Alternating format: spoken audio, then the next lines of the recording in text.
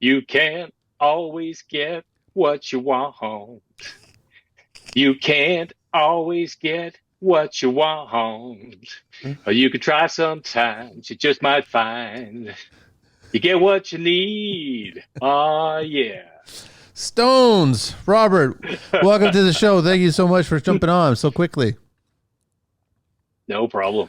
I'm excited about this one. Where are you in the neck of the woods? You're out west, aren't you? So I'm based in Calgary, Alberta now. Yes. Okay, all right. But occasionally you come out this way.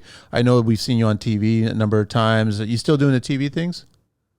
I'm doing quite a bit of TV. Yeah, a lot of Canada and US media. So, like just yesterday afternoon, I was doing, I think it was Oregon, Fox News 12 in Oregon. So, lots of that going on Which is just about every cool. day.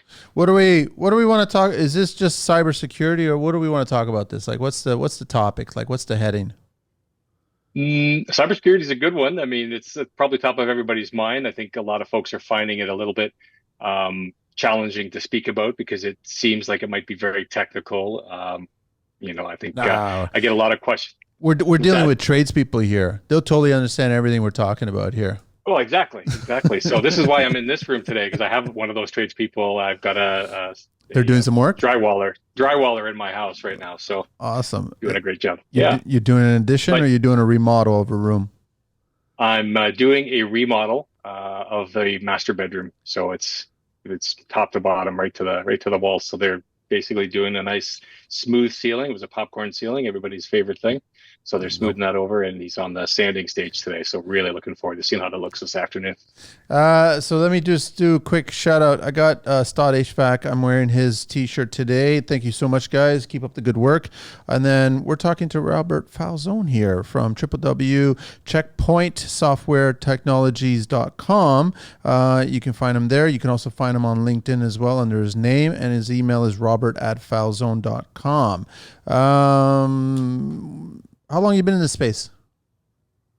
This would be my 30th year.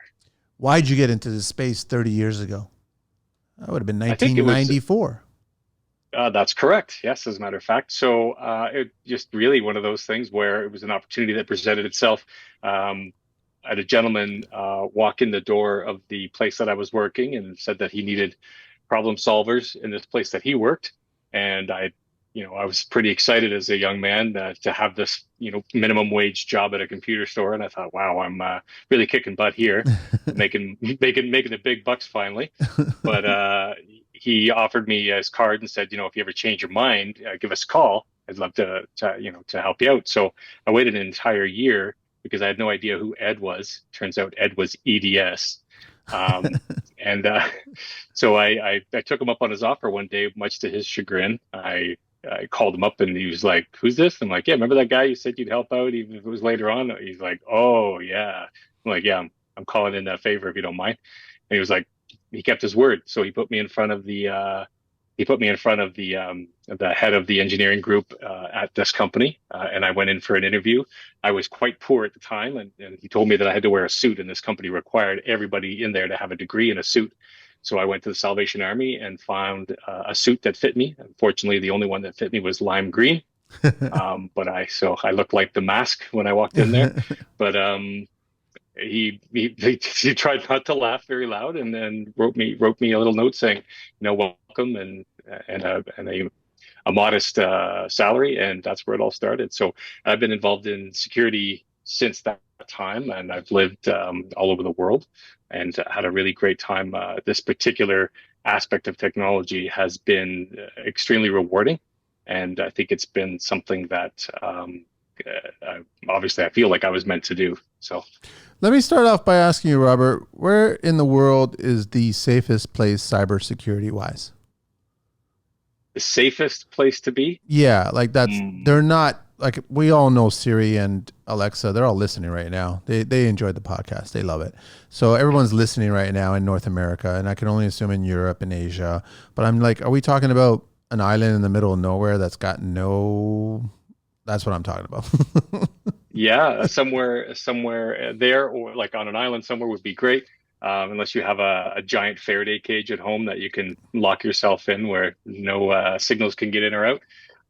That's probably your best bet, to be honest with you, because technology is so incredibly pervasive now. Obviously, it's tracking us in just about every device we use and count on. So it's not gonna get any better in the near future. So So, I mean, Robert, is it like, are we to think that, okay, I'm Joe Schmo. I'm in construction. I walk around and I've got an Android or an iPhone, and I'm nobody. I'm literally nobody. I have a job. I go to work. I have a family. I have kids. I come home. Are they just listening in because they want to just continue gathering this data on who Joe Schmo is and all the billions of Joe Schmoes out there? that's one reason. But I have to ask you, Manny, do you have a cell phone? I do. Do you have a laptop? Yeah. Do you have a bank account? Yeah. Right? Do you have a vehicle with any sort of connectivity in it? Yeah. Yeah.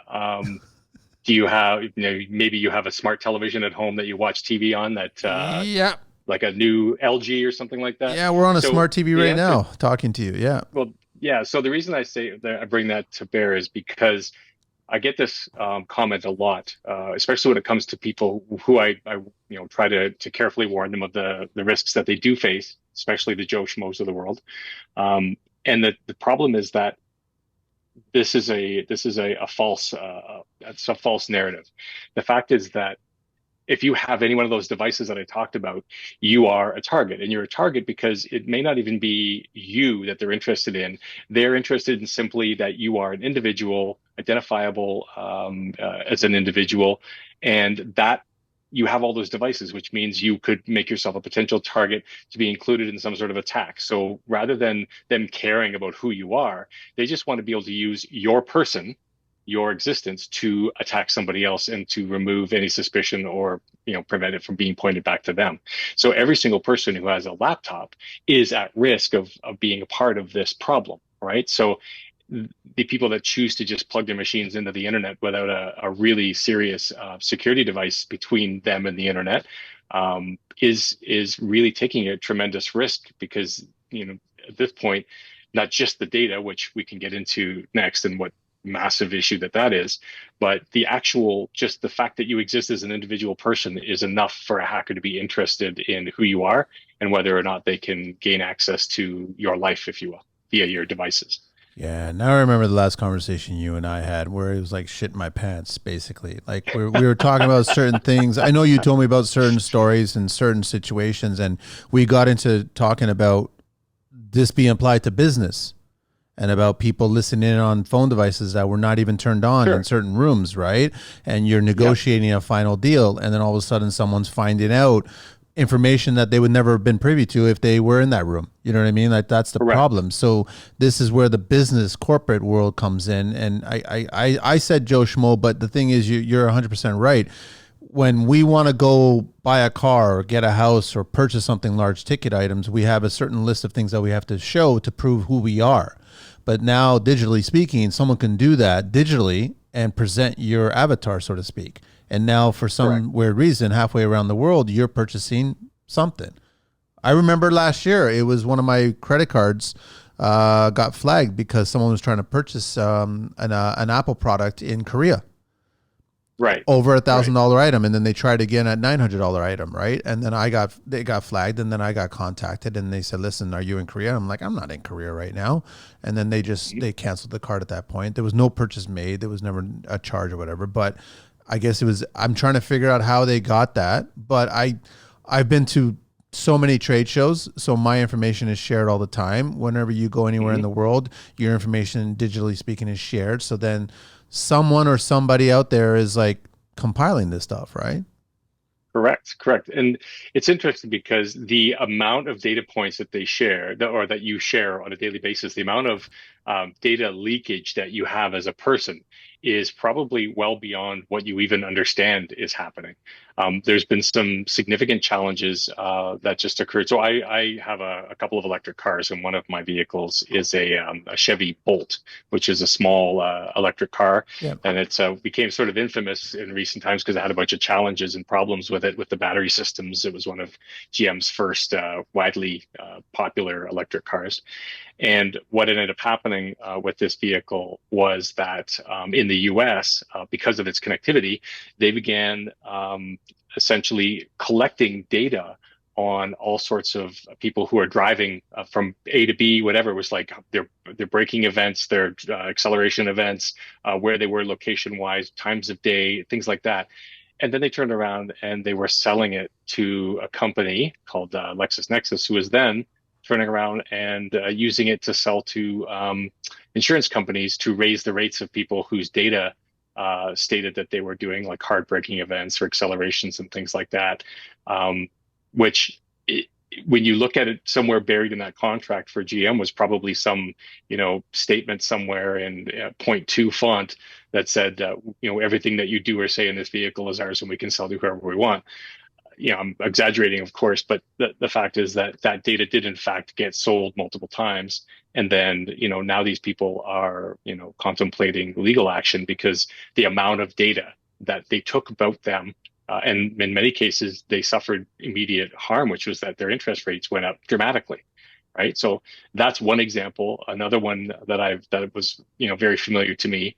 We offer this information often. We willingly give it away for some very small token. Right. Yeah. So I think about probably the biggest thing that terrifies me is the folks who are going and doing these DNA tests, and they're buying a DNA test and then they're turning around and they're providing their actual DNA. This is like the fundamental building blocks of who you are, that it's unchangeable. It'll be only yours. It's unique to you. And they're giving that to a company. They're paying that company to take that from them. And as we've seen now, there was a major a breach where all that data was stolen for, I don't know whether it was hundreds of thousands or millions of customers had their DNA stolen in a breach. And I think about that now, and you think, okay, if somebody could sell that data to an insurance provider who could then say, well, 2 years from now, I'm not going to insure your son because we found out that there's cancer in your family, Yeah. right? And so this amount of data, this issue between this issue between data and privacy and security, they're all related, and it concerns me that we're not as well educated about the actual risk to ourselves, to our person, as we should be in order to make better decisions for ourselves and our families. So, but everything that you just talked about, because I know that there's certain people that are not purchasing EVs because they think of that whole, I don't want my car to be controlled, or I don't want my data, I don't want to be all this other stuff. But that's all happening in all kinds of internal combustion engines as well, because of all the smart connectivity that's going on in that car. I know that in my car, there's a red button I could push, and all of a sudden I'm talking to somebody right then and there.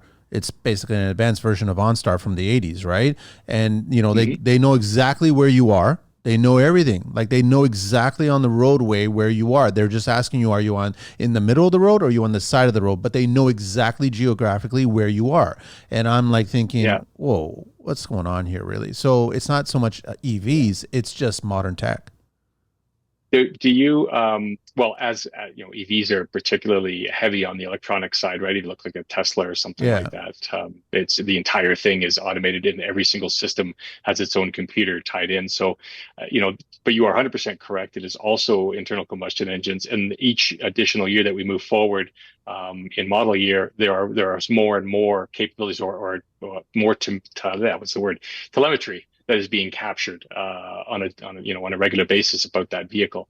So what I'm curious though is, man, you probably don't remember at any point actually giving explicit permission for them to do that. No, not at all. No, But there was a no. huge contract when you signed it to take the vehicle, whether that was a lease or a purchase or whatever. I know there was a huge contract. And of course, the salesperson is encouraging you to read everything, which, like you said, is probably 4 or 5 point. And then you sign at the bottom line, which the bottom line is what, 10, 12 pages later? And I'm pretty sure if I Yeah. were to comb it, I would find some sort of statement there that says that whatever you do in this vehicle, like that, like you just said, yeah. But I mean, now it's what's the alternative? Are we going to go back to manually driven vehicles and we're going to roll down the window kind of idea? Is that what we're going to have to go back to? No, I don't think so. The fact is that a lot of these advancements also bring a lot of benefits for us, right? Yeah. We just have to do a better job of understanding and being able to balance the our own expectations of what those risks are to us and whether or not the benefits are worth that risk. And unfortunately, I think what's happening is the technology has proceeded so and become so sophisticated so quickly that many people are left not understanding what the actual technology is doing, and therefore cannot make a realistic and informed choice about how their data is being used, whether they're secure, and things like what questions to even ask in that scenario, or whether or not they can even opt out, or what their rights are in that respect. So I think that that's where we want to continue seeing these improvements. When I look at some of the incredible benefits, for example, I'm doing a cross Canada tour right now, and I'm talking a lot about artificial intelligence and machine learning. And it's in some ways it is a bit of a buzzword because everybody's using AI. My toaster's got AI, like Yeah, everything's got a toothbrush has got AI now. But the fact is that some of these, like the real usages for AI and ML systems and the advanced technologies that we're seeing, like in LLMs like ChatGPT and things like that, they are going to actually provide us with improvements in the way we live to improve outcomes for personal health. And for example, if I could get a customized medical plan, a preemptive medical plan for myself based on my own DNA, that would be, would help me to live a much longer and more fulfilling life, because the medical outcomes for me would be much improved based on this AI being able to analyze and provide me this predictive medicine, right? So those are incredible things that I think we'd all wish for our family, but we just have to do a better job of understanding what the other side of that equation is and how we manage that risk more effectively, right? So, like, if I think about it, when you were a kid, it's probably around the same time I was a kid. yep. Um, we on watching cartoons, you used to have like Smokey the Bear, or I think there was some electrical one too. I can't It's remember. It all was like a Looney Tunes stork for or me. It something. was all just Looney Tunes for me. Looney Yeah. Tunes, yeah, but they on the commercials you would get this Elmer the safety Yeah. elephant. Don't Yeah. play around Fire power preventions. lines. Yeah. Stuff like that. Fire Yeah. prevention, right? So I honestly think that we need the same thing now for kids. What today, but it needs to be cybersecurity, cyber hygiene, right? So, a kid's watching the cartoons and it comes up and says, "Hey, don't share your password on that chat site with anybody. Don't tell anybody where you live. Don't share pictures from your phone to any strangers." Like, just things that super simple things that could go a long way to protecting our kids and better ensuring that they have a more solid understanding of what the risks are to them, and explain it to them. Don't keep it from them. That, I think, just that small thing would probably have a lot of benefit as we move forward. Because then when that person is a teenager and they're selecting their first TV, they might go, "Do I really need the one that, checks my blood pressure while I'm watching a movie? Seems cool, but do I need it?" And be able to make a better choice. So, which is the real evil here, Robert? I mean, is it the devices themselves, or is it the social media platforms that's collecting all this instant data based on what you are looking at, what you're consuming, what you're watching for the whole length of the video, and then what you're learning, whether it's cooking tips or building tips? I mean, there's a lot of data being collected here by social media platforms, right? There is social media, a massive vacuum, but remember, companies themselves, the corporate world, is collecting just a gargantuan amount of information about you on a daily basis. You walk in and out of a store. Yeah. That store often knows they can see the Bluetooth signature of your phone because all of them have a unique thumbprint. I do the same thing in my house, by the way, as a test. I can tell when a stranger walks by my house with a cell phone I've never seen before, and then I can correlate how many times they've walked by my house and when. They don't even have to come in, right? So stores can do this as well. They can tell whether or not you've stopped at a particular medicine aisle, and if you spent any time there or looked at a particular product. They can see, like, all of this data is the stuff that really starts to zero in on who we are, and what our weaknesses might be. And of course, from a consumerism perspective, they'll argue that this data is being provided to them to help them better serve you or to better suggest things that you might need. But the reality is, as we've seen, is that they're collecting so much data, they're doing often cases a very poor job of managing that data. The legislation isn't there. It doesn't have enough teeth to provide any sort of real incentive for them to do a better job of storing it. So that data is getting out there, and it's being stolen, and it's being recycled and reused and sold. And, like, the show I did yesterday for Fox in the US was about people receiving SMS messages, smishing it's called, SMS messages that were fake and basically saying that they went through a toll and didn't pay it, and if they didn't click on this link and pay it right away, they would owe $50 in a week's time.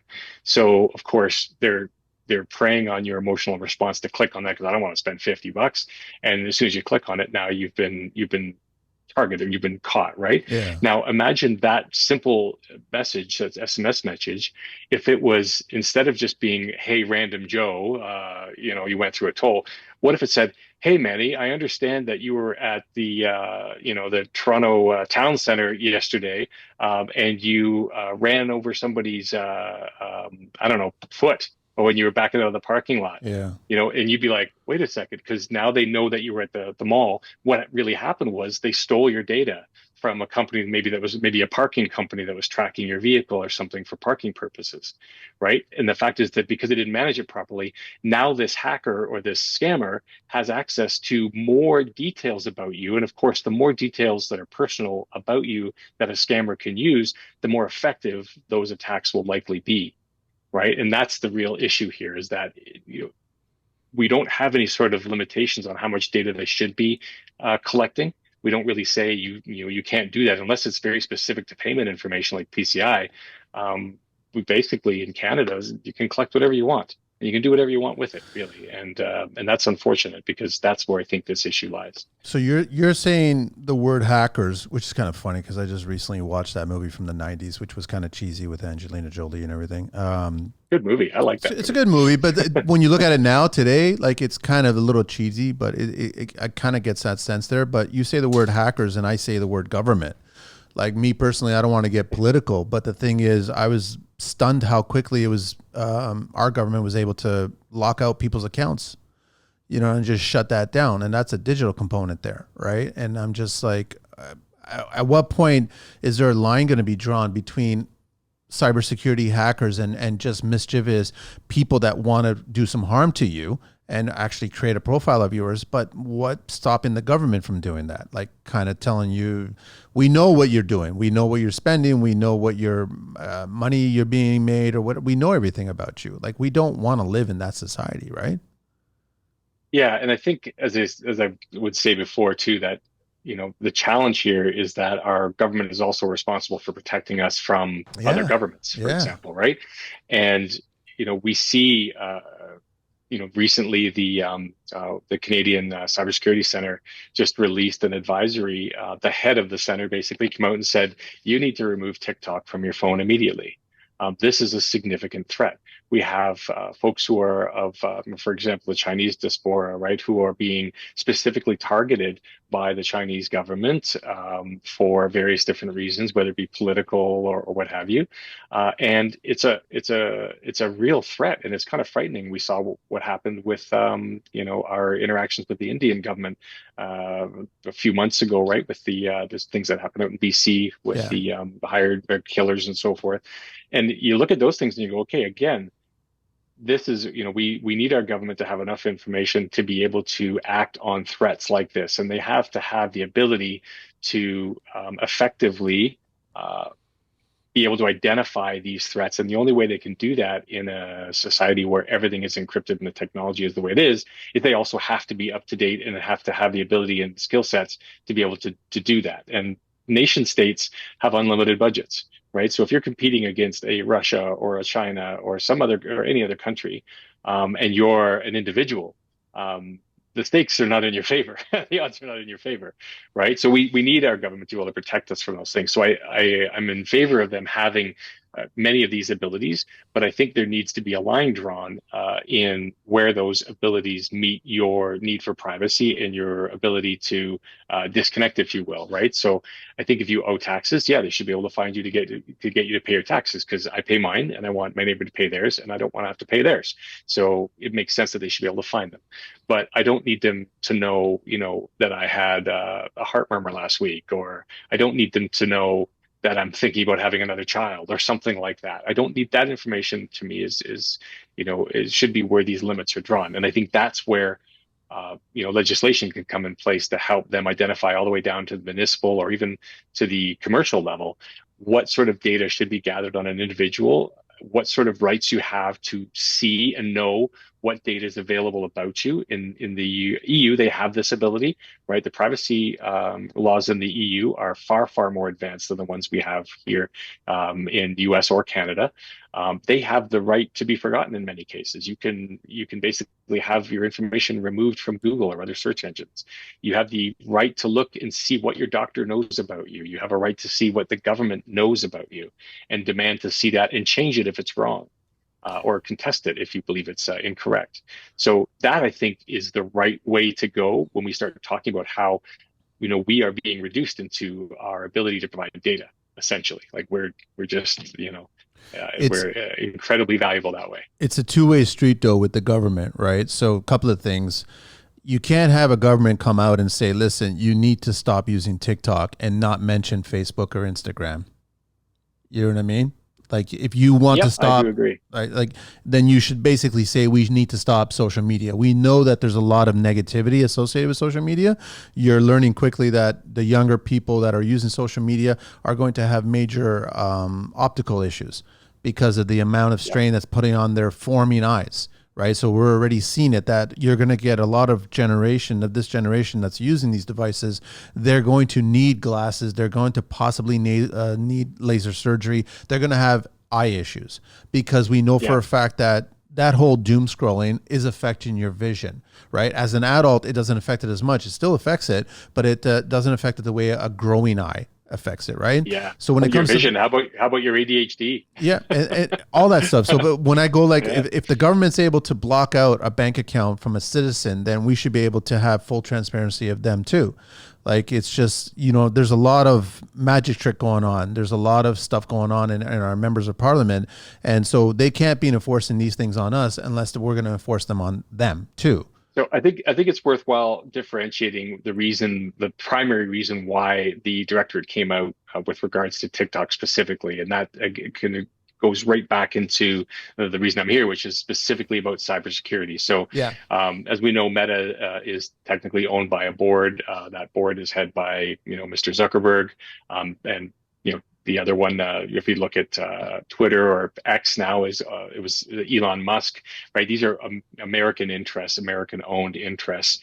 And as a result of that, the challenge with TikTok is that it's actually primarily owned by Chinese interests, which are also, as we know, in China, all interests in China are owned or in some way, shape, or form, or at least are obligated to cooperate with the government no matter what, in any way or capacity necessary. So the challenge specifically with TikTok was its Chinese ownership and the fact that they are explicitly gathering data on Canadian citizens that is being exfiltrated to China and being used against Canadian interests here. So that's why that specific message, at the exclusion of a Facebook like Meta or an X, I don't disagree with you. I think that there's absolutely a need to examine. Well, I think we don't even need to examine. We already know the damage that's being done. We can see it firsthand. The problem is, though, in my personal opinion, I think we've let them grow too big to manage them. I mean, they have more money than the government. They have more the ability to change the minds of billions of people by simply creating a post. I mean, politicians don't have that. They don't have that reach. And of course, they can mute you if they don't like what you're saying. They can essentially turn you off. So I don't like any of those things. I don't like what they've done to our culture, in any way, shape, or form. I don't like the fact that it's created this culture of instant gratitude, or Yeah. not gratitude, instant gratification, Gratification. Yeah. shortened attention spans. I've seen the damage is done, even for myself. And I have to use many of these tools for the work that I do, but again, it's incredibly difficult. So, but separating that from the cybersecurity aspect of it, if I was to come out with a warning for those services, my warning would be more related to stop giving away all of your stuff for free. And we like to complain about Facebook and Instagram and that sort of thing. But what I often say is that complaining about Facebook or what they're doing there is like cows complaining about steak. Like, we are the product. Yeah. So they couldn't care less what we think or feel about what they're doing. They're doing it anyways. And us complaining about it is almost comical because we keep supplying them with what they need to continue doing it. So, I don't expect everybody to turn off Facebook tomorrow, but boy, oh boy, I think we would be in a much better situation I agree. globally if they did.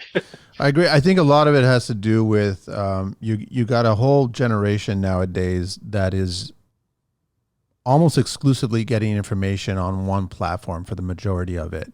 And the problem is that they're getting their information from that one platform, and I'm talking about TikTok, is because there's so much misinformation on all other platforms. Like I can't tell you the last time I watched a broadcast channel. And I've seen people talk about how most commercial adverts on broadcast channel are pharmaceutical driven. And so there's a lot of, you can go right or left, and I don't want to get down this whole road about all this stuff. But it's like you're getting people trying to find the truth. And I would love to go back to the good old days of the 50s and 60s where journalism was supposed to express both sides of an argument. And that's dead and buried now, and it's never going to get revived. And the problem is that it depends on your platform, what you choose, you get that version of the truth. And so I think people that want to try to find more information, unfortunately, you're going to go down a rabbit hole to try to go get this information. And then you're going to find out maybe certain things that you believe and certain things that you don't believe. And so it's really scary that cyber and digital and all this stuff can easily be created and manipulated. You're 100% right that there should be more governing behind it. And it's almost like when you walk into a grocery store, I still find this really funny because you'll never catch me in the cereal aisle, right? I just will not be in the cereal aisle, right? And the thing is, you'll see, because it's all garbage, it's just pure garbage. Yeah. You'll see sections of the grocery store that says health foods. But my mindset is every food in here should be healthy. And when I see certain countries like Italy outline genetically modified meat and outline GMOs and all that stuff, there's a reason why when you eat pasta in Italy, you feel different than you eat pasta in North America.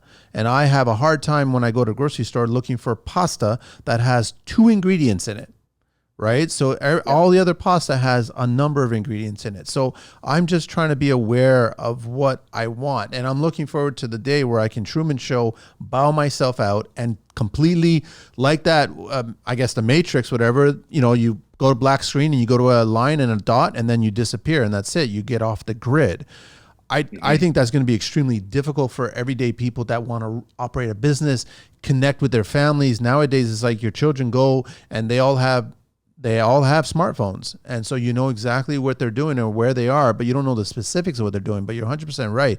It's easy for them to get manipulated to share information that can be seriously used on such a negative way. And Yeah. what I would love, sorry, go ahead. I was going to say, I think, I can kind of, in my time frame, I've always been involved in technology for my entire life, ever since I was a kid. And, one of I guess what you say, one of the Rubicons I think we crossed was, and I remember it very well, is when they decided in the US that companies were people. And that ruling that occurred, the Supreme Court ruling, I forget what the name of it was. I'm sure some of your listeners might know it, but essentially what it stated was that now corporations had the same rights and privileges and consideration as you or I would as an individual, except they have billions of dollars more than we do, and much, much more influence than we do. And as a result of that, from that day on, I think we started to see this thing where we began weaponizing knowledge. We began weaponizing the news, if you will, even to suit whatever narrative we're trying to get it to suit. And the reason for that is because there's money to be made. Yeah. And we can make money on the left. You can make money on the right. It just depends on what your message you want to, what you think you'll have the most success with. And the challenge here is that somewhere in all of this information, you mentioned that we're looking for the truth. And I also am always looking for the truth, or the most reasonable version of the truth I can find. The problem is that now we're seeing that we're redefining what that means. You mentioned the food. If we didn't have GMO types of strains of wheat, for example, half the world would have starved by now. We'd be in famine because of the fact that we can't possibly feed all the people that exist on the planet without doing a better job of learning how to better raise the crops and things that we need in situations where there are drought or pests or whatever it is, right? So, but that's become a narrative again where we say, okay, companies got a hold of that and said, well, I can also use that same idea, but instead of making it so it's better for people, I'm going to make it so I can make more profit. And it's going to be shit for people, but it doesn't matter because we're allowed to do it because somebody else decided to do something good. We can take that same idea, the same premise, but we can make something just cheaper that maybe might not be as good for you, but I can sell it for a lot more money. And therefore, somebody else will get a hold of that and go, oh my God, GMO is bad. Like this is a genetically modified food. It's terrible for you. Meanwhile, there's one over here that's actually better and would save a lot of people's lives. But we there's this false equivalency created between them. And I think this problem is that somewhere in the middle there's a truth, right? The truth is that the idea is probably altruistic, it's probably great, but the execution of that and the way we manage it as people, screwing it all up, if you will, is where we start to fall down because now you have two different truths or somebody's redefined what that means, what the what good for you means, right? I think So today's truth is driven by profit, I agree. That's the point. I guess that's the very precise way to say it. which it shouldn't really be. When it comes to humanity, it shouldn't be. Like I understand the Zuckerberg and the idea behind it, but even when I was trying to understand the origins of social media, because you can basically say that Facebook was the origin of social media, right? That's where it really started, and it just exploded from that point. It, in his thought process, you kept on thinking, how do you monetize this? How do you monetize? How do you make money from people conversing to each other? And then all of a sudden, when the light bulb came up, it was the data that you're collecting from every single user that's being developed there. And then that data, who's it going to be sold to? Now, if it's sold to a group of people that care about humans and they want to take care of people, they want to figure out problem solving and how to make them live longer and how to get them to eat right and how to exercise better, that's great. But if you want to modify food to make people sick sooner or get disease, like that whole world, that's where I'm saying is like, there's two truths here. But the truths are driven by profit. So you can get somebody like Elon Musk, which you could like him or not like him. But the thing is, he does care about humanity. He wants to try to do certain things. But, you know, he took X and changed it completely. And we're going back right or left. And I don't want to go there. But the thing is, like, there's a lot more dark truth than there is light truth going on because of this manipulation of the data that's being collected by all these devices. And I think in the future, you're going to get a lot of people that are going to try to figure out, probably even reach out to someone like you, how do I get off of this? Like, how do I just cut this tether and just, I don't want to be a part of this. I want to use a manual gear shift vehicle that has carburetors. You know what I mean? And I don't want to have a smart TV. I'm going to have a fire in the backyard. I'm going to be like cooking, you know, vegetables that I grew in my backyard, those kinds of people. And I'm like, that's appealing to me because I don't like that technology. I've had several conversations around my phone, around my computers, around me. All of a sudden adverts are coming up for those products that were connected to those conversations. Right. So I guess I'd love to get into, Robert, with you about how do we protect ourselves? I know you earlier on, you mentioned how you've got a system that before your internet gets to your device at home or something like that. Like, I'm not a fan of the Ring. I'm not a fan of all these other devices that automatically allow you into the vehicle or into the house. And I told somebody recently where it's like garage doors now, the openers, they're all tech savvy. They're all app enabled. They have cameras, they have lights, they have motions, and you can open up your garage from halfway around the world and let somebody into your garage and they can get the lawnmower that they want to borrow or something like that. Right. And so, you know, obviously in Toronto here, I don't know how it is in Calgary there, but auto theft has just gone rampant, right? Like stupid rampant here in Toronto. And I had somebody else on the show where they install bollards, right? So they're putting those piles in front of your driveway and then preventing people from stealing the vehicles. And so I opted to go through that old school latch on my garage door, the one that you manually have to put in. And my garage door guy said, why don't you just use the one that's connected to the system, right? Where you can turn it on and off anytime. And I said, well, then the thieves can do that too. And he goes, yeah, they can. So I go, I rather manually. So manually, you'll have to destroy that door to get into that garage, right? And I opted to do that. So it's like, I'm more interested now to do certain manual tasks. And I'm not so Sure. much worried about TV. And I've lost so much interest in streaming these days. Like I'm completely off of streaming that I've got my collection of DVDs and Blu-rays, and I keep on building my collection of DVDs and Blu-rays, and I can still watch those on a device, and I'm not connected to the world, right? Mhm. But I want to figure out from you, how can we protect ourselves? How protect our family, ourselves, our businesses?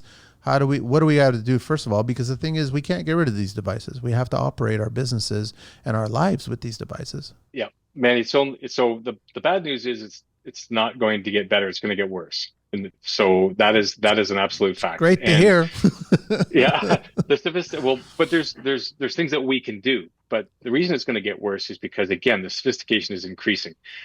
Biggest worry that I always have is whenever we talk about a new technology, we have to talk about not just the benefits and the risks that it poses, but what sort of social impacts will that technology have. So obviously, I'm going to go back and talk a little bit more about the AI stuff Yep. because there hasn't been a technology in the last, good Lord, like 60, 70 years or more that has had or has the potential, has already had, but this has the increasing potential to change humanity the way this technology does, AI and ML in general. So the reason why it's important in the context of this conversation is as we continue to accelerate the adoption of these incredibly sophisticated technologies, we, to your point, are walking past these folks who might be like, my father, my stepfather, who is, in his 70s, and I'm being generous, and rightfully it is not interested in any of these technologies and doesn't want to go and do his banking online and wants to have go into the bank and have somebody stamp his receipt for him so that he can see it and it's tangible and he has it. And I completely understand and respect that. But the problem is that the bank is incented to make that go away as quickly as possible in favor of a service that might be connected to some online system. And that's just the banking. Now, what if we start doing that to the medical situation? What if we start doing that to the food provision capabilities? There's no grocery stores. You have to get that stuff online technically. So that's just somebody who's, empowered and enabled, like my, my stepfather or other folks who are of that senior in that senior citizen category. What about folks who are in less capable circumstances, like somebody up in the far north, maybe on a reserve somewhere? Yeah. They already have poor access to things like drinking water. Now, we're going to completely remove the ability for them to get medical help or to get, other services from the government, for example, because we're going to completely turn them into a technology focused and delivered tool. So we have to think about socially how these technologies are going to serve everybody. And I don't know that enough work is being done in that area because, to your point, it's all about maximizing profit and reducing overhead and expenses. And often, an older person might be considered an expense, either No, it's true. financially or to society, Yeah, it's right? true. Yeah. Um, and that's a problem. So with ML and AI, it's accelerating more and more rapidly. So it has the ability, for example, and I mentioned those folks, who are maybe underserved in our northern communities. Imagine now being able to deliver them healthcare services in their own language, even if that language happens to be, one that's not common or not widely known. We could deliver that to them in their own language. We could make sure that the medical advice that they get is accurate and is rapid and is responding directly to their specific needs. That's the promise of AI. So there's a reason to want to go that direction if it's done properly. For us to say we're going to disconnect, that's not going to happen because if we do that, there's going to be critical services that you literally are not going to have access to then for that reason. So if you want to be a wilderness person and go find somewhere in the woods to live and be self sustaining, you might be able to do that. That's still probably possible in a place like Canada or some other places in the world, but that's not something that most people can reach. It's not attainable for many people. Either they don't have the skill set or that just the environment is not there for them to do that, right? So we have to think about now protecting ourselves. What do we do given that society is going to increasingly move in this direction? How do we protect ourselves? And I think the first step is based on how we consume. I always say vote with your dollars, right? think about how you consume things. And you've made a very critical choice with your garage door. You said, would it be nice to be able to, it's cold outside. Would it be nice to just have the door open itself and then I could get out and close it without having to walk out? That's an amazing thing that you would love to enjoy. But you've made the critical choice that in enjoying that luxury, you are now putting your financial health in danger because you are risking having your vehicle stolen and your premium is increasing and the hassle and headache of not getting to work and so forth. So that simple choice that you made right there is the first step. And choices like that must be made all the way through our buying choices. So, as I mentioned, the toothbrush. Do I need an AI enabled toothbrush? Do I need a toothbrush that's connected to the internet? Does it have benefits? Okay, maybe it does have benefits, but I love technology more than probably most people that I know, Yeah. and I have an immense amount of it in my house. My whole home is automated, but I've taken extreme steps to make sure that I know everything that's happening in that home, and that I know that the systems that I'm using are not connected to the cloud, right? So you can do home automation and you can do it locally. You can make sure that you get those benefits, and you have to take the time to do that, right? So the more we understand, right, when I buy that router from, Best Buy and it's got a home automation thing in it, don't just turn it on and plug it in. Educate yourself about what is it going to give you and what do you give up for doing that, right? Um, there's been so many cases where you mentioned we've talked about TVs and Blu-ray discs and things like that. There are simple tools, even that the manufacturers provide you, that you can turn on to start filtering or reducing the amount of information that they get from you. And these are tools that exist in a lot of the technology that we already own that we simply don't turn on, that we don't use, right? So if you go into your television, you'll find in most modern televisions now that are for sale, you'll be able to go into the settings menu and you'll find settings related to how much data is gathered and shared about the TV and the experience in your home. Most people aren't aware of that, No. but it exists for most people. So if you take the time to, first of all, you have to identify that's important to you. And then once you do that, allocate that time to think about, okay, not only for myself, but if I'm going to buy a toy for my child, many of your listeners will have young children. For Pete's sake, do not buy a toy that has an online chat component in it. No. Do not buy a toy that has a camera in it. Do No. not buy a toy that has a Bluetooth connectivity in it for a 3-year-old. This is the thing that we need to better understand because we can't rely on the companies to do it. That's for them as a gold mine. They're not going to take away the golden egg, right? So it's up to us to better educate ourselves and understand, we have a say in this and we can do something about it at the very base level by not buying those things that are fundamentally dangerous to our privacy and our personal well-being. I totally agree with you on all of that. I mean, that's how I don't have children. That's how I look at it. I'm always conscious of who is listening, who's paying attention. It's just because these devices are always there. I'd love to ask you about how scary is digital currency? Um, Is it scary?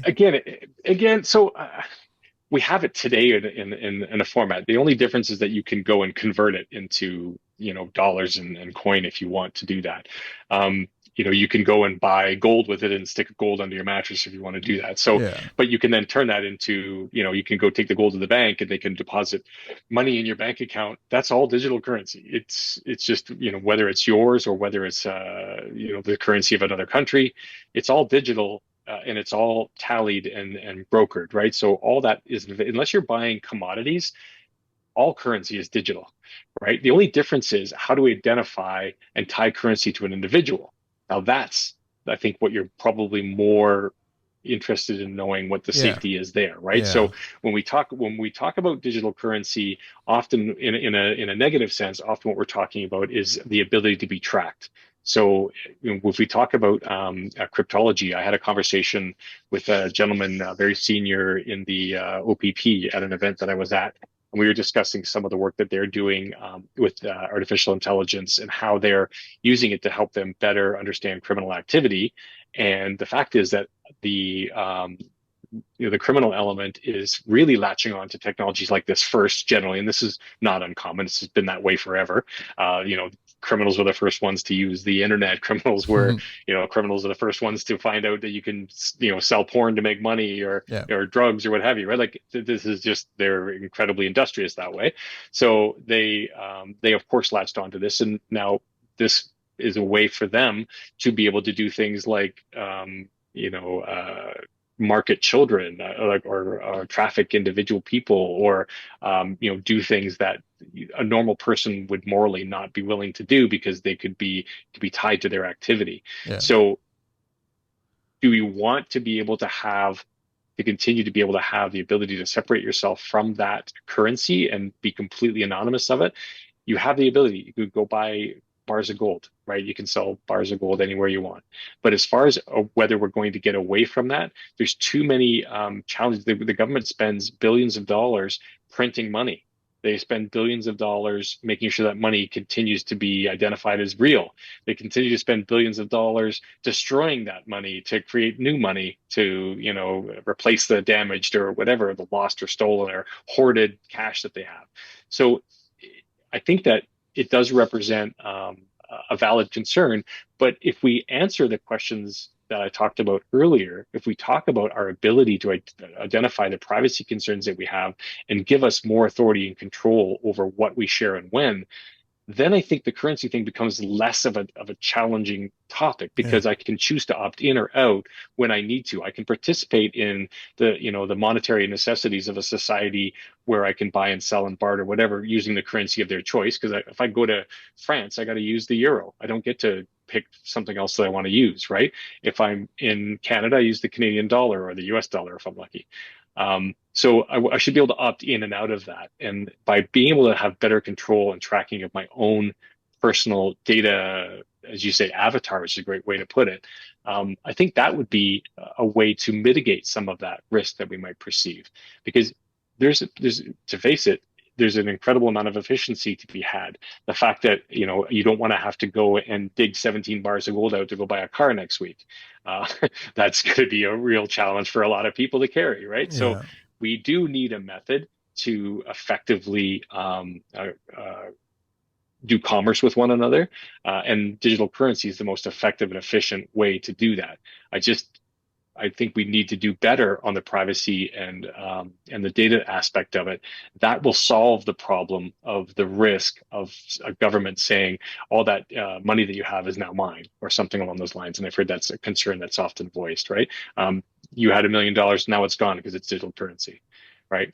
The fact is that it can happen today. If your bank has a cyber attack tomorrow, they could come to you and say that 100 grand you have sitting in your account doesn't exist, and it's happened. Yeah.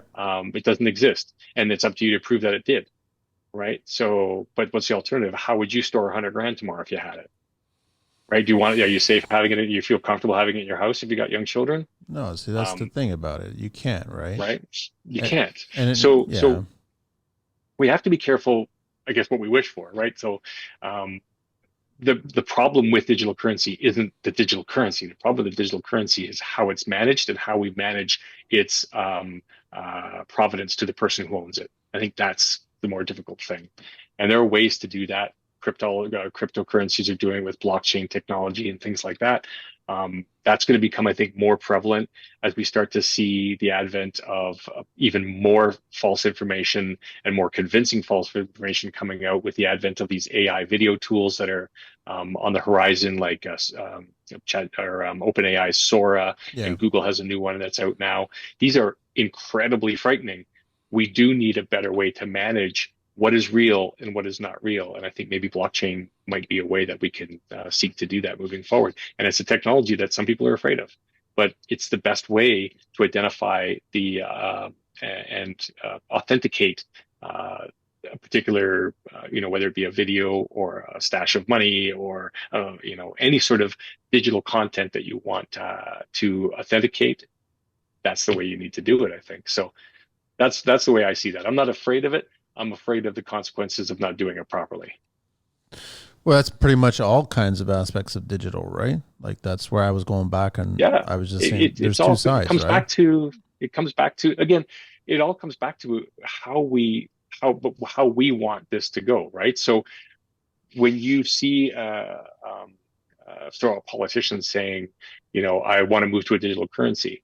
Well, we just discussed the various different ways one could interpret that direction, right? Whether do they mean, it means different things to different people. So as I said, this is a problem that's created when this technology is moving so quickly, but we're not educating everybody on what these things actually are, how they work at a very young age, so that when they grow up in that technology, they're not afraid of it. They understand the fundamental basics of it, right? We used to teach fundamentals all the way through school, and I hear many people lament that we don't teach the same fundamentals.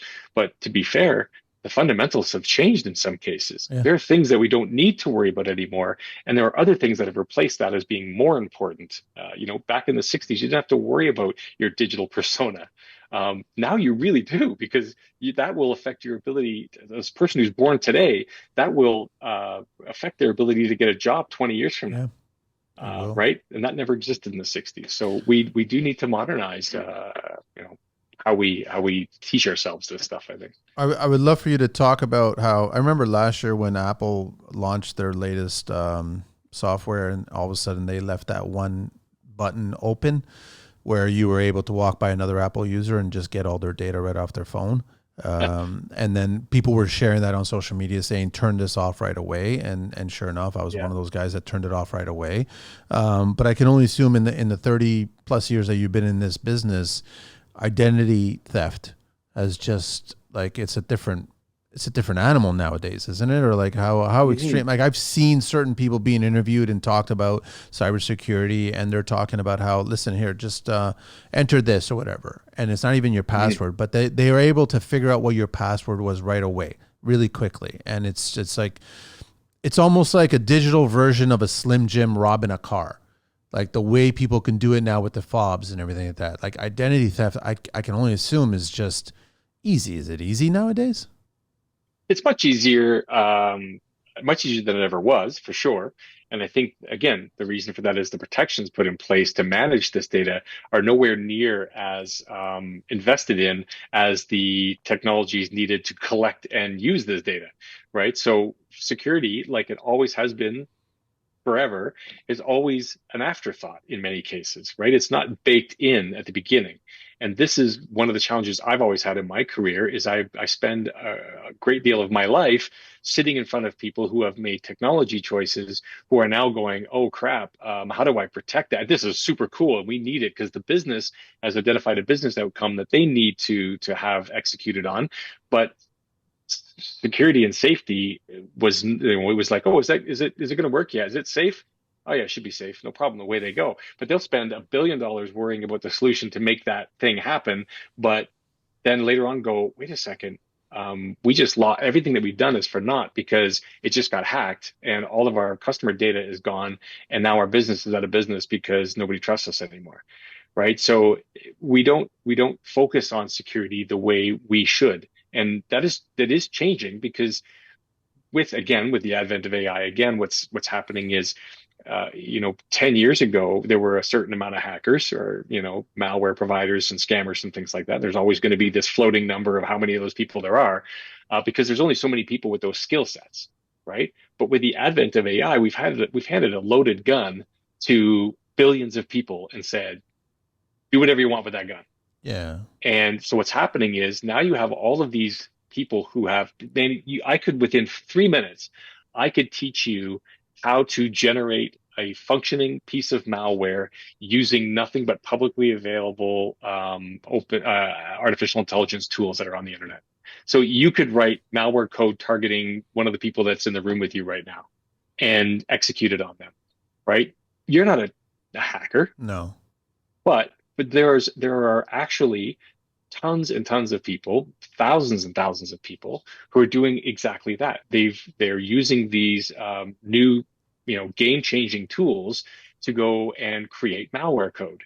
And then they're turning that malware code on these unsuspecting companies who have not invested the requisite amount of necessary time or attention or money into the systems that they need to secure themselves. So if you talk about stealing data, That's becoming easier and easier because now I don't have to go and spend. I used to do audit and pen testing. So a company would hire myself and my team to basically break in, and we do either black hat or white hat hacking. So black hat hacking, in the simplest terms, nobody in the company other than the CTO knows that I'm going to hack them, right? So nobody knows I'm going to come in between this day and this day. I'm going to come in, I'm going to hack, and I'm going to try to, to get what I can get. Then there's white hat hacking where everybody knows I'm going to attack them, right? So in if you're doing an attack like that, I was always successful, but it would take days and sometimes to find a hole that you were going to exploit to get in there. And most of the time it had to do with people. Right, you had to be a better social engineering person. You had to trick. I had to, buy a FedEx uniform and show up at the secured door of a company building. And of course, the security guard will let me walk right in because I had a clipboard and a FedEx hat that I got from eBay. Yeah. Um, I just bypassed all of their security, right? Well, now, and the reason why we did that is because it was much, much harder to attack the software. Because the software, that's what it's designed for. It's there to protect you, and it doesn't, fall victim to nice words. The problem is now that even this technology is starting to fall victim to AI technology, which has this immense ability to draw on the entire internet's worth of knowledge and understanding just to attack your houseman, right? To guess your password. And to do that, it can instantly access everything you've ever put in Facebook. It can instantly access any other previous passwords you might have had from a data leak that occurred at Yahoo Mail 10 years ago. It might have been a conversation you had with somebody. All of that information is immediately, right now, available to AI to use to create whatever necessary skeleton key they need to attack your data, right? So companies are not prepared for this. And as a result of that, we're seeing an increase in this activity, right? And to make it even worse, companies are just like we share our information for the dumbest reasons, like, oh, I want to know if my great aunt John, Carla was a sailor, so I'm going to go give my DNA to a random company on the internet. Well, companies are taking their databases that they've had for decades that they've been collecting and managing and protecting, and then exposing it to an AI so that they can use AI tools. And like their employees are taking it and putting it on the internet, right? So now all of this data is available to AI as well now, right? So this the whole AI category is exploding in more ways than I think most people realize, and it generates a great deal of opportunity, but an immense amount of risk. And we really need to be better prepared for how, because it's not just guessing your password, it's not just guessing who you are. It's every aspect of who you are. It's everything you buy and consume. It's everything that you interact with your government for. Any one of these different areas of importance to you are going to be in some way impacted by this technology. And that's the first time we've seen that in probably, between 50 or 60 years since probably the nuclear bomb, right? When they weren't even sure that was going to work out well. So they tested it just to see, you know, that's what we kind of did with this, with AI. We just put it in a box. Oh, wow, this looks like it's going. Let's just give it to everybody and You're put it out there you're and see what making me happens. even more nervous, Robert. I mean, like, there's all kinds of stuff that's going on, right? I just like, how safe is Canada? How safe is America? Or which country is safe? Like, which country is kind of doing something about it? Or are we all being left to our own devices? It's really the responsibility of Uh, the citizens. well, we have to remember that governments are also made of people, Yeah. right? Like one of us could be elected into government, and now we're the government, right? So it's people. And the problem is that people are fallible. People are subject to their own experiences and understanding. This is the government that we have, right? And the next government we have will be no different in that regard, in that they will be impacted by their own experiences and understanding. So the fact is that governments are struggling because governments move slowly, typically. And we kind of want them in some ways to move slowly because we don't want them making rash decisions on things and, you're blowing things up or starting wars, whatever. We account for the fact that they're a bit slower. But the problem is that this particular threat moves so quickly that other countries are seeing this as a tool of war, as a weapon. And it is being weaponized today dramatically. It's being weaponized, as you see in current conflicts in Europe. We see it being utilized in subtle ways, even amongst allies. It is happening today. So the fact is that no country, I can't point to a country and say, oh, they're safe.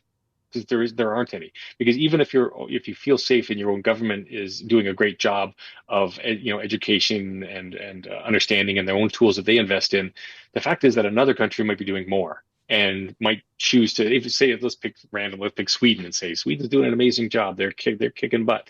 Well, if China wakes up tomorrow and says, I don't like Sweden, I'm gonna do whatever I can to impact their people, they're going to be able to do that.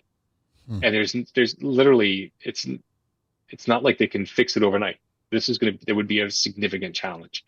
Um, we've seen it now with, I think I saw something on the news about Russia doing GPS satellite manipulation and jamming. It's causing impacts around Europe for countries close to Russia where they can't fly planes. And we start to realize how much we rely on GPS, right? The fact is we rely on these technologies so much that if they're impacted in even the slightest way, it is of great detriment to us and our personal lives. So there is no country that's going to be able to put a legislation in place that is going to protect us from those challenges. We do need to protect ourselves, and we're so far away from that only because we're not doing a good enough job of educating ourselves about what the risks are. What are the actual risks? What is the risk of me buying that internet toothbrush? And I don't want anybody equating the internet toothbrush to World War III or anything like No, that. no, That's it's the kind of crazy. connectivity. It's the connectivity of that toothbrush, right?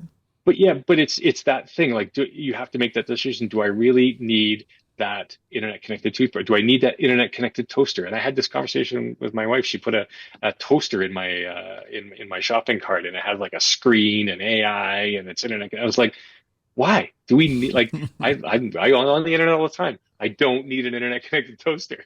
I just don't need it. It's another IoT device that I have to manage and secure, right? So our company literally, when you talk about these are all IoT devices, right? The toothbrush, the toaster, the TV, all these things are IoT or Internet of Things devices. There's going to be over 800 billion of these devices on the internet in the next 5 years. Like, Eight this hundred is like billion.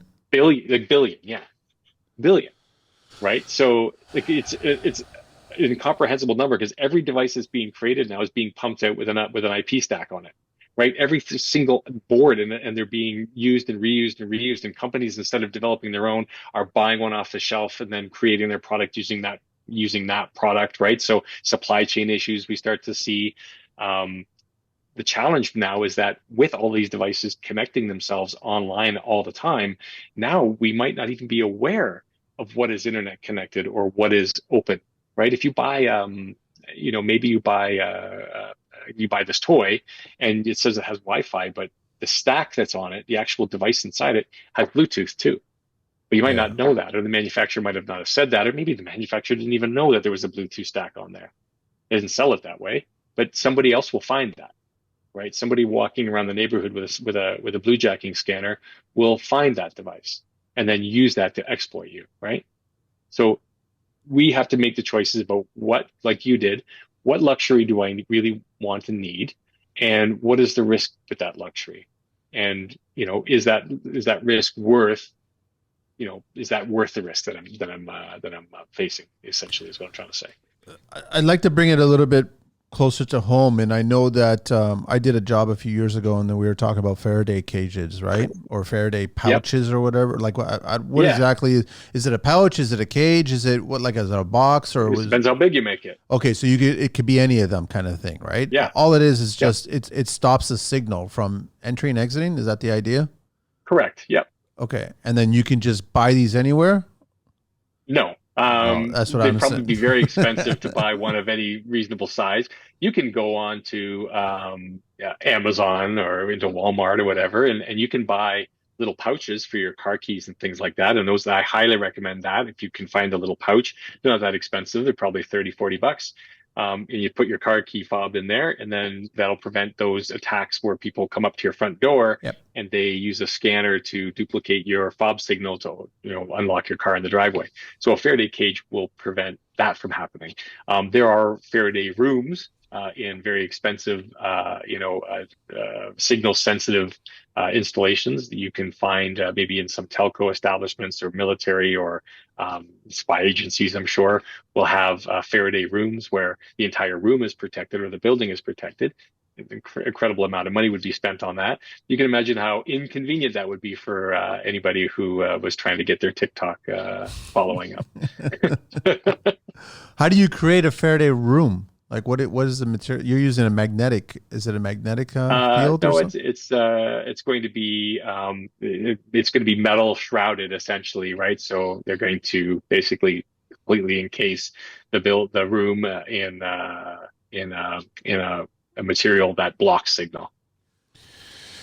Well, I mean, the one thing I do want to say is I've been hearing a lot of contractors having tools stolen, and they were fortunate enough to put an AirTag in one of the boxes or the Mhm. bags that were having tools, and then they were fortunate enough after they were dealing with a little bit of a fiasco with the police to actually get their stuff back Yeah, because of that. So then, as soon as that happened, they went out and they bought another dozen AirTags so they can put them into more devices, so then they can track it, right? So that's kind of a that goes along the good side of the digital side of things, sure. right? Yeah, Milwaukee's built them into their tools, right? I think some other manufacturers have too. I bought a new saw and it has a tracking service as part of the actual saw. So yeah, this is an example where the technology makes a difference in a positive way. I had my car stolen when I moved from Ontario to Calgary. I hired what I thought was a reputable moving company who proceeded to steal my car. Um, The moving so company did. it's a moving company did, yes. they So I had, it's currently being litigated, so that's a good thing. But they had no intention of giving me my car back. But I managed, they actually disconnected the OnStar connectivity, which is the little red button in your car you were talking about, that you can talk to somebody. So they actually disconnected the GPS locator of the car itself, which was built into most new cars, by pulling the fuse on it. But I had because I was moving, I had stuffed a bunch of stuff in the second trunk because it's an electric car. There's a big opening in the floor, so I put a bunch of things in there that I wanted to come earlier so that they would come with the car. And in that, I also threw an air tag, and I'd forgotten about it. So weeks go by, and I hadn't heard from this company. They weren't taking my phone calls anymore. Became impossible to get a hold of.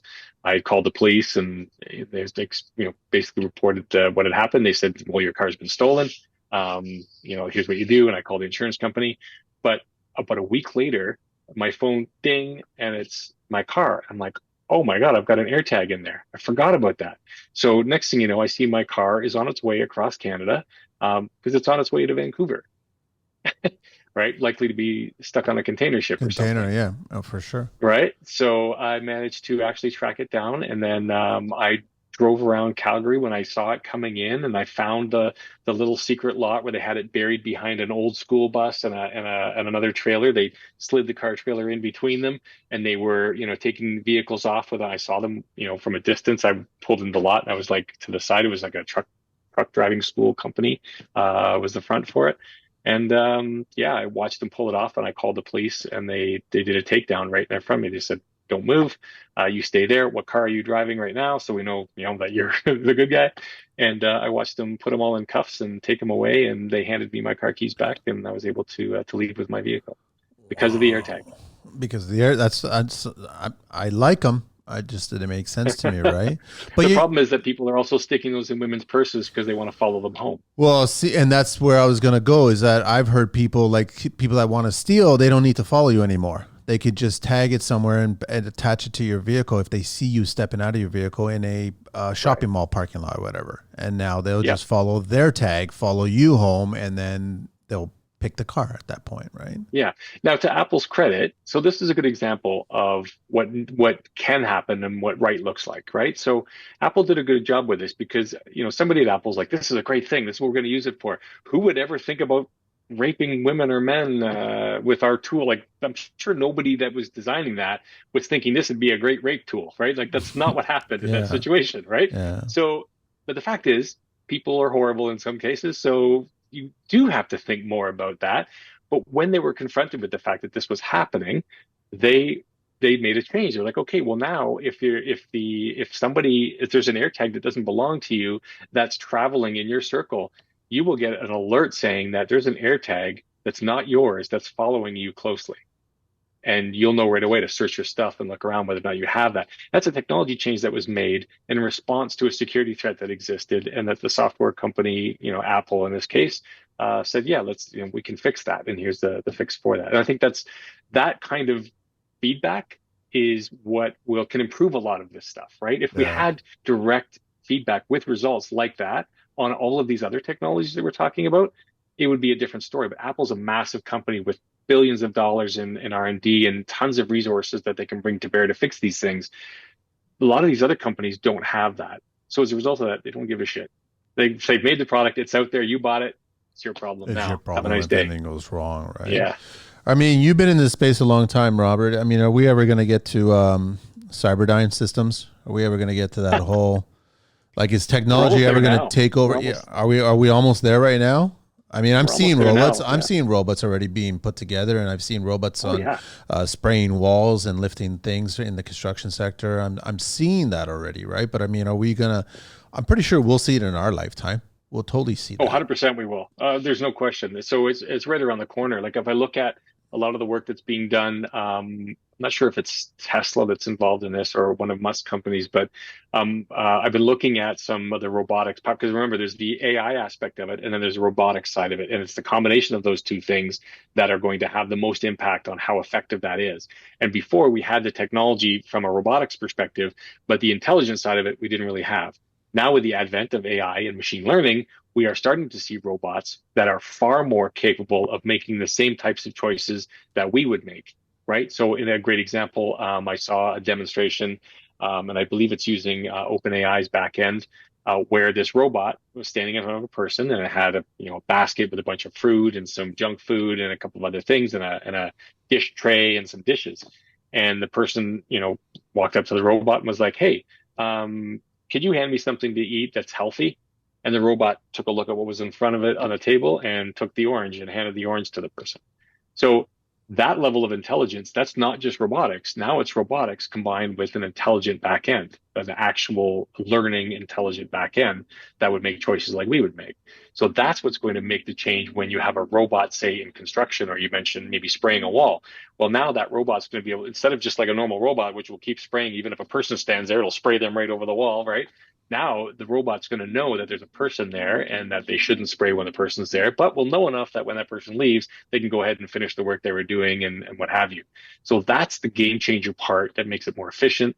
Companies are going to be able to look at that and go, well, the overall outcome for my business is going to be better. Yes, that robot's going to be expensive, but it's going to do a better job than most people would do because if robot's not bracing for the break or whatever, or didn't have its kids call it and had to leave to go take care of something, that's why they're moving that direction. So what I think is going to happen is there's going to be a space for folks in this field to become experts in how these devices learn and execute.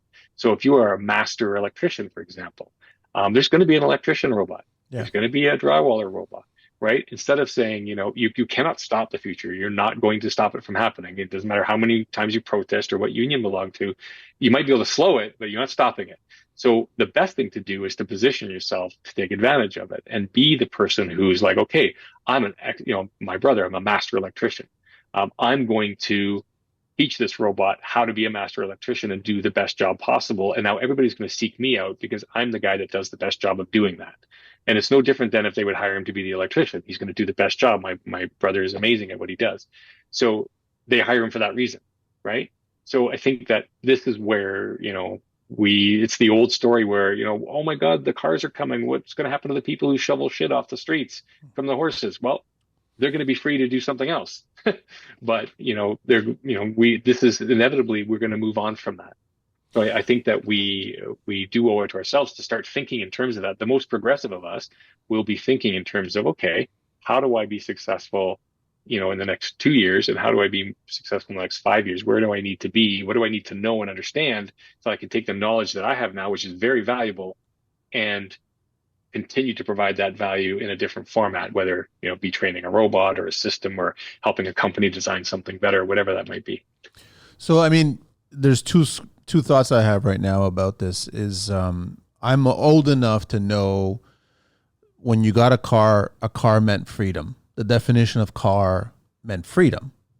But Yeah. now our car today, nobody ever talks about it being freedom. A car is not a freedom toy. You know what I'm saying? Like just No. an everyday go to point A, point B kind of vehicle. There's so much technology in it that it's taken the freedom component out of it. And regarding the AI and then you getting these robots, it is inevitable that's all going to happen. And I guess the biggest concern is going to be, are people going to lose their purpose of living?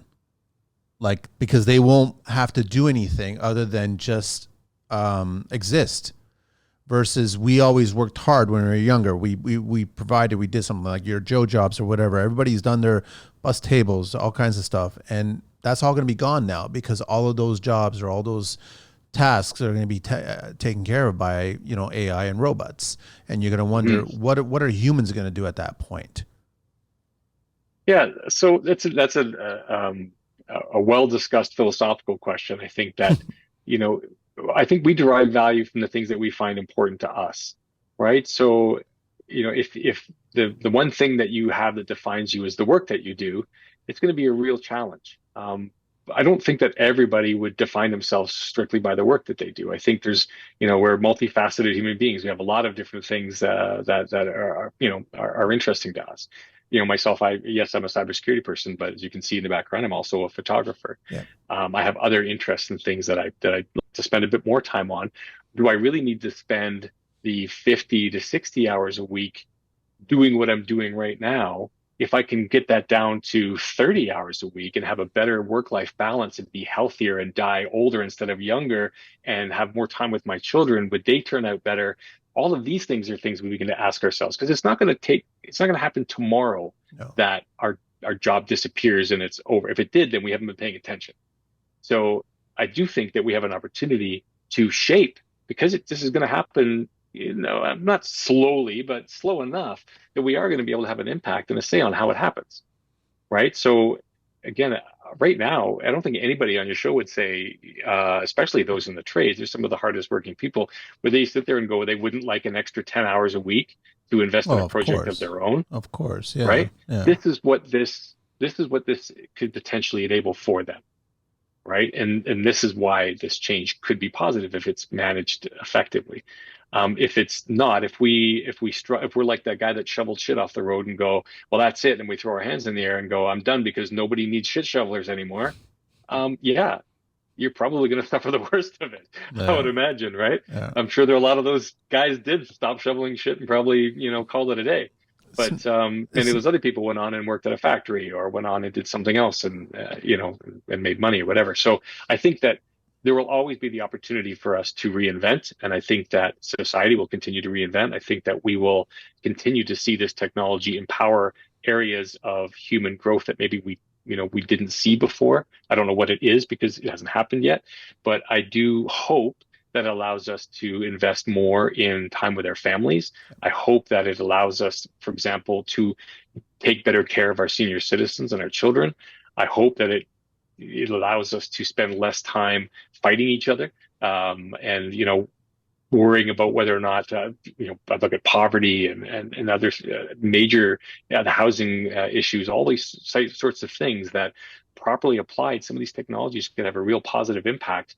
It'll improve, and if you what's the saying, high tide raises all boats. yeah. If we start addressing these issues using the tools that we have, I think over time we will start to improve everything for all of us, including ourselves. I just don't want it to be so engrossed in profitability. That's all. Yeah, I don't want that to that's be the just risk, that's right? the That huge is the risk, risk. right? That's the huge risk, and that is the single, in my opinion, the single biggest risk of all of this is when we tend to take the humanity out of it when we focus strictly on the profit, right? And we're Yeah. all working harder and harder and harder to make the same money. Whereas, companies continue, we see this thing like shrinkflation. And, my son even noticed it. And, at 18 years old, he hasn't had to buy his own food in his life. But yet he opened the cupboard and he was like, Dad, when I made Kraft dinner yesterday, I was still hungry after I finished the box of Kraft dinner. Because 2 years ago, I could eat a box of Kraft dinner and you and I could eat the box of Kraft dinner. And he goes, I said, well, Max, he goes, the box is the same, but am I just that much bigger? And I showed him the difference between the same size box, but this one had 200 grams of Kraft dinner and the other one had, 400 grams of Kraft dinner. It was only years older, and he Yeah. was flabbergasted. He had no idea that was even happening, Oh right? yeah. So, Wait till he gets to the chips, to the Doritos, get into the bags, and realize it's yeah, more air than yeah. Now chips, he's looking right? for it. Now he's Yeah. looking for it. He's like, "Oh my God, look at this one, Dad! Look at this one, Dad!" So it's good because he's now educated a bit more, and he's thinking in terms of that, and he's going to make choices to not buy that craft beer. He's going to buy something else or make his own I because he knows that because he's educated now, I even right? saw And that that's the in key. I even saw that in construction a few years ago when I started noticing that the 50-pound bags of thin set were now 42.5 pounds a bag. And their thought Right? process was it's lighter and easier on the tradesperson. But get this, the Yeah. 42.5-pound bag is the same price as the 50-pound bag. Yes. Of course it is. So it's So not about again, this is easier. marketing, right? It's This is just, marketing. You could use AI to create a marketing thing to sell axe murderers. I'm telling you, yeah. and it would do a great job, and you'd be like, maybe they're not so bad. I mean, there's a this is where we are today, right? It's So look at these true. emails that people are getting in their inbox where they're falling for these scam after scam after scam after scam because they're so believable. They're and as you said before, the truth is not the truth anymore. Like we're you the companies are perfectly comfortable to tell you something that is not in your best interest and have you ask for some more when they're done, and again, it's because we're not educated. And the more we educate ourselves, the more we'll be able to make choices with our money, which will better, companies are not like super brilliant entities. If you stop buying their shit, they'll go away or they'll change their way to because they want you to buy their shit. So they're going to That's change, true. right? That's And as 100% long as true. they're making tons of money by screwing you over, they're going to continue screwing you over. Yep. So Because it's stop making money at profitable. it. It's as simple as that. Exactly. Robert, So we have to pay. I totally agree with you. So basically, I mean, I got to do the 12 questions before I let you go because I know you're busy. But basically, just don't be buying all kinds of enabled appliances or like washing machines and all. I don't I understand think this, if you need man. it, maybe you need it. Maybe you have a need for it, right? You might be so have somebody in the house who's, not as ambulatory as someone else that can't walk or something, Oh, and maybe needs true. a Fair an enough. automated, Yeah. right? But an Then average buy day it, family and the kids and everything, you do not but know the need risk. Know the chimes risk. and connectivity, and you do not need an app telling you that your load is finished now and then you can go and change it. Like, you don't need any of that. I definitely don't need to know Exactly. my toast is ready. I don't need any of that I stuff, can right? look. Oh, I can smell it. It's I can ready. smell it. I know it's ready. Exactly. Robert Falzon again, Checkpoint Software Technologies, www.checkpointsoftwaretechnologies.com, and Robert No, at it's Fal- www.checkpoint.com. www.checkpoint. Sorry. www.checkpoint.com. Yeah. Oh, .com. It's not Yep. software. Okay. Sorry. So, there you go. All right, cool. 12 questions. What is your favorite construction word? Oh boy. Done. Gun? It's done. Oh, it's It's done. done. I feel best when it's done because I'm not a construction worker. So I'm usually hiring construction workers. When they come to me and say done, I'm like, That's a yes. great word. Least favorite tool. My least favorite tool would Doesn't have to probably be be, construction. It could be anything. well, I've been using a lot of tools lately because of the work that I've been doing around the house. So, but I would have to say that my least favorite tool is probably the measuring tape. They have digital ones now, eh? They even have scanners Yeah, now. You can and scan they're your whole. terrible. I They're know. terrible. I know. I've What tried them. I'm like, they're terrible. What do you miss from your childhood? Um, I think I miss the safety of my childhood, the simplicity of my childhood. I think I miss being able to go out and ride my big wheel around the sidewalk and not worry the way I do now about the things my son's going to face. I miss a lot of that, having no responsibility and just being able to ride that big wheel. It's true. Green Machine, Big Wheel. The Uh, green machine, yeah. what construction sound do you love? That's an interesting one. I don't know. I think my favorite sounds probably the staple gun. I like the way that thing sounds. Favorite beverage? My favorite beverage is beer. Any particular one? I like IPAs. Yeah. What turns you on and off in construction?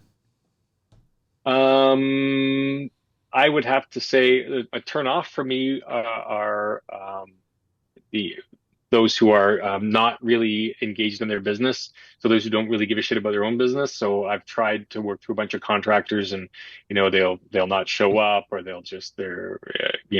don't really seem to care about the fact that you're trying to hire them to do some work. I've encountered that, and it's really, really difficult and annoying.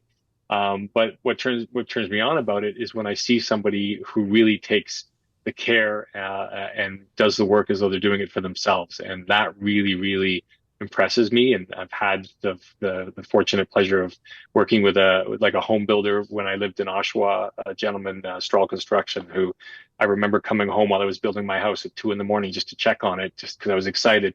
And he was in there with a headlight on and a screw gun, making sure my floors didn't squeak because it was quiet, and you could do that without anybody bothering him. I was just blown away. So that kind of thing really, really impresses me. That's nice.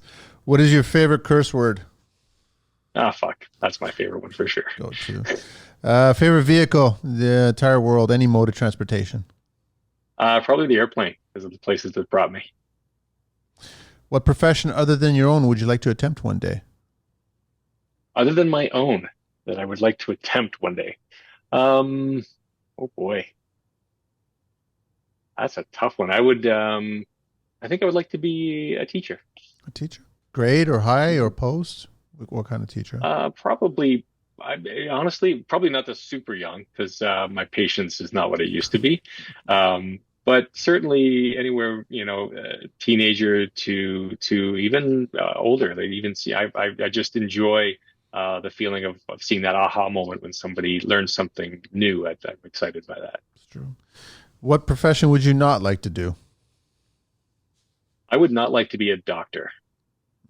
I don't want to be one. I don't have the stomach for it.